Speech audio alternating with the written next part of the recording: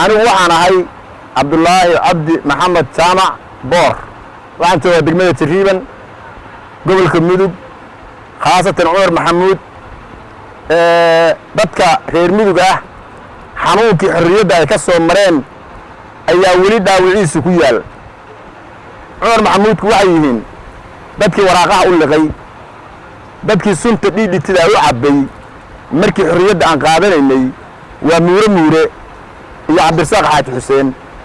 markii uu u socday Cabdullaahi Ciise qaramada midug markii uu xorriyadda raadinayay dadkii noocaas soo maray baan nahay dadkii xorriyadda ku dhintay baan nahay dadkii intaas imtixaanka leeg u soo maray baan nahay xorriyadda marka waxa weeye ciddii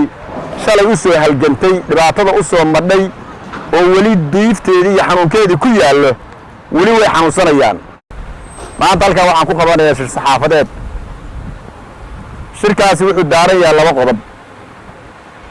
wuxuu ku socdaa xasan madaxweynaha Soomaaliya waxaan leeyahay madaxweyne dalka iyo dadka adaa u dhaartay waxaana ka dambeeya god 3 mitir 2 mitir baa ka dambeeya waxaan saaka ku soo jeedinayaa dalka Soomaaliya badbaadi waxa ku badbaadin karaa biixii dhulka uu ka iibsaday Itoobiya in saaka aad ku dhawaaqdid in laga dhiso dekad Soomaaliyeed qodobkaasi wuxuu daawo u yahay Somaliland daawo u yahay wixii ay tirsanayeen qarac u yahay midnimada Soomaaliya daawo u yahay dekadaas waxaan soo jeedinayaa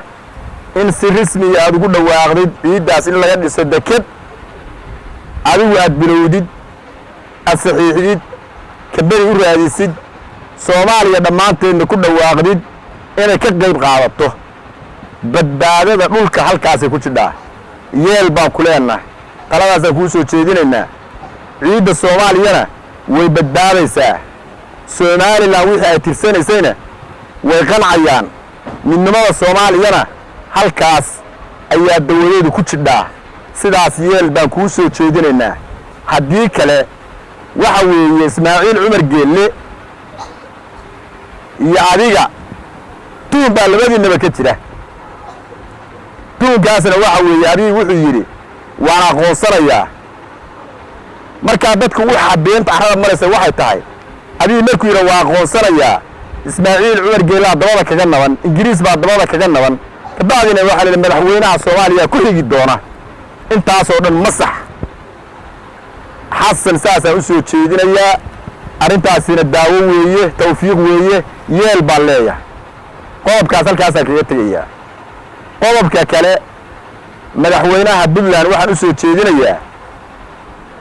barlamaanka maanta dooranaya madaxweynaha waxaan leeyahay neef dhurwaa la tagay nin ka dhigi kara dani baa ku jira waxaan leeyahay dani hala doorto danina waxaan leeyahay rakaabkaaga iyo la taliyaasha dib uga fiirso bedel waayo waxa la rabaa in rakaabkaagana asaxdid la taliyaasha adiguna waxaan ku soo jeedinay madaxweyne madaxadayga dabci oo siyaasad qabow dalka iyo dadka ku maamul adigana intaas baan ku soo jeedinayaa aniga warkaygii intaas aan ku soo gabagabaynayaa wabillahi tawfiiq